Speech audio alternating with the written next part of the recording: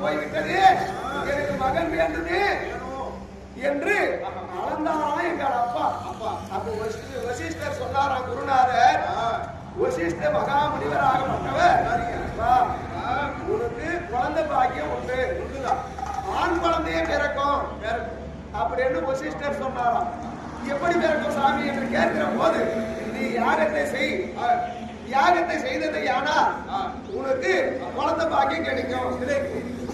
நம்ம பார்த்தாராம் ரோமகோட்டி மகாமுனிவர், அந்த மகாமுனிவரை வரவழைத்து நீ யாகம் செய்தா, புத்திர காமேஷ்டை யாகம் செய்தா உனக்கு குழந்தை பிறக்கும் அப்படின்னு சொன்னாராம். அப்போது அவரை கொண்டு வந்து யாகத்தை செய்தார். அந்த யாகத்தை செய்கிற போது அந்த யாகத்திலே